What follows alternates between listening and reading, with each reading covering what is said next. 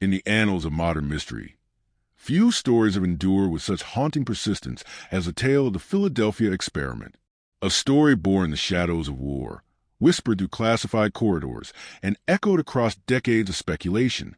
It is a legend that defies easy explanation, a tale of invisibility, teleportation, and the terrifying consequences of tamper with the fabric of reality. This is not merely a story about a ship. It is a story about the limits of science, the reach of government secrecy, and the human hunger to understand what lies just beyond the veil of the known. Our journey begins in the early 1940s, a time when the world was engulfed in the flames of World War II. The United States, newly drawn into the conflict, was racing to develop technologies that could turn the tide of war. Radar, sonar, nuclear power, all were being explored with unprecedented urgency. But according to legend, one experiment went far beyond conventional warfare. It sought to make a ship disappear. The USS Eldridge, a destroyer escort commissioned in 1943, was said to be the subject of a radical test conducted at the Philadelphia Naval Shipyard. The goal, to render the ship invisible to enemy detection. But the results, if the stories are to be believed, were far more dramatic and far more disturbing. The earliest accounts of the Philadelphia experiment emerged not from official records, but from a series of letters written by a man named Carl Allen, also known as Carlos Allende. In the mid-1950s, Allen sent these letters to Morris K. Jessup, an author known for his work on unidentified flying objects in fringe science. What Allen described was nothing short of astonishing. He claimed that in October 1943, the USS Eldridge was subjected to a powerful electromagnetic field that caused it to vanish from sight and from physical space.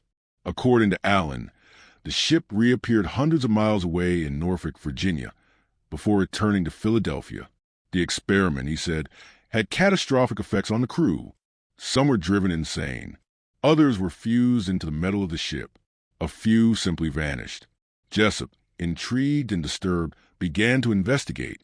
He corresponded with Allen, trying to verify the claims. But the deeper he dug, the stranger the story became. Allen's letters were filled with technical jargon, cryptic references, and wild assertions.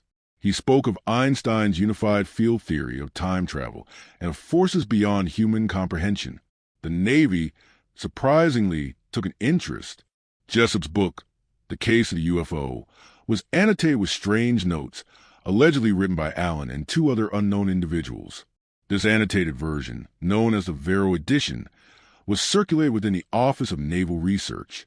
It suggested that the Navy had indeed conducted experiments involving electromagnetic fields and space-time manipulation.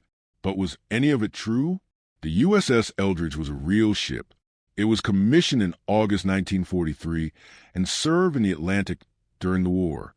Its movements were documented, and official records show no indication of any unusual experiments.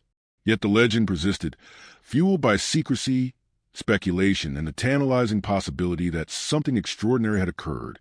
To understand the Philadelphia experiment, we must first understand the scientific ideas that inspired it and the cultural climate that allowed such a story to flourish.